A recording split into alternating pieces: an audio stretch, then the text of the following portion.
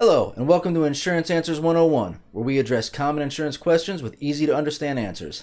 Today, I'm going to do part one of a two-part series based on how does insurance work when you drive for a ride-sharing app network.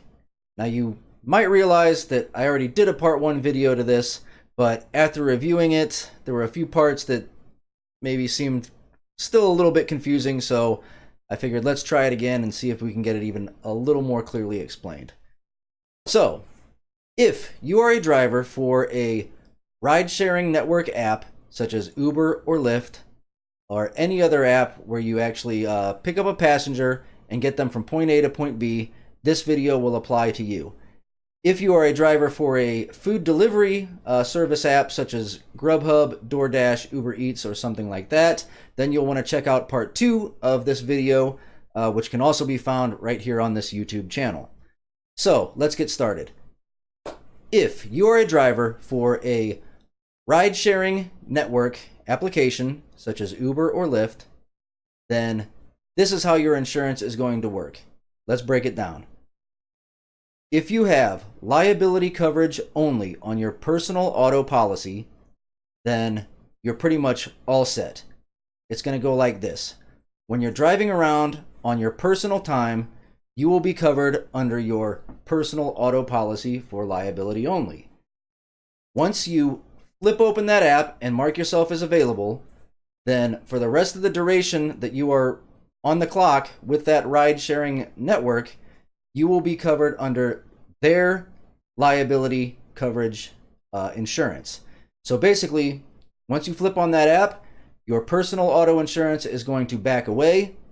The ride-sharing network's insurance is going to step in, and you will be covered under their liability coverage until you are back off the clock.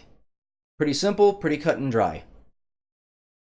Now, if you have full coverage, comprehensive and collision, on your personal auto policy, and you want to maintain that at all times, then this is where it gets a little bit trickier.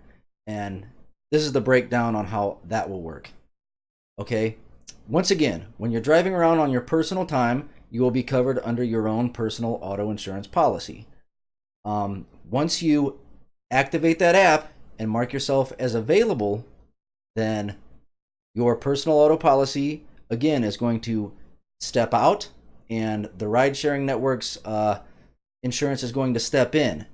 Now, from the time you flip on that app until the time you actually are matched with a passenger, that network service that you're driving for, they're going to provide liability coverage only during that time.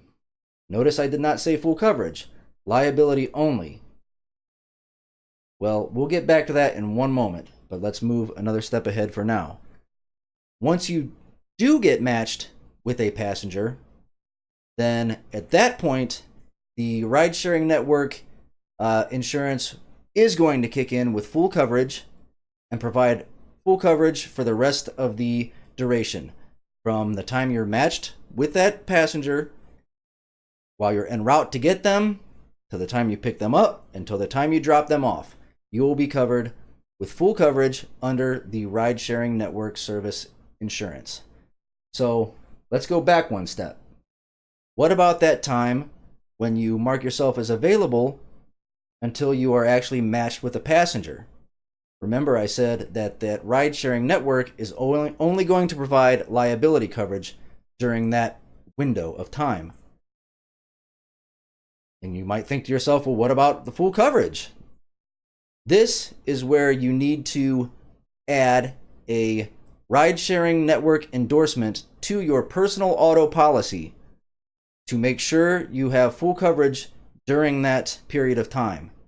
Now, different insurance companies may have a different word or name for that. Some might call it a ride-sharing app endorsement. Some might call it a transportation network company endorsement. You'll want to check with your insurance agent and ask them whatever it's called for that company of insurance that you have. Make sure that that agent adds that endorsement to your policy, and that way you will be covered with full coverage at all times. Now, it's usually not that much extra price-wise to add that endorsement, maybe a few extra dollars a month, but it is important that you tell your agent you want to have that on there. There are a lot of people driving around right now for these ride-sharing networks that might be surprised to find out that they don't have the coverage that they think they do. Once again, that is the ride-sharing network app gap endorsement to make sure you cover that gap. So if you want to have that, make sure to tell your agent to put that on there for you. Once you do, you'll be covered with full coverage at all times, whether you're on the clock, whether you're not on the clock, and you're all set. That pretty much explains it all. One other thing you might want to take note of is when the ride-sharing services full coverage does kick in, it might not be the same full coverage that you have on your personal auto policy. For instance, you may have a $500 deductible on your personal auto policy, and the ride-sharing service might have a $1,500 deductible, and there's not really anything you can do about that.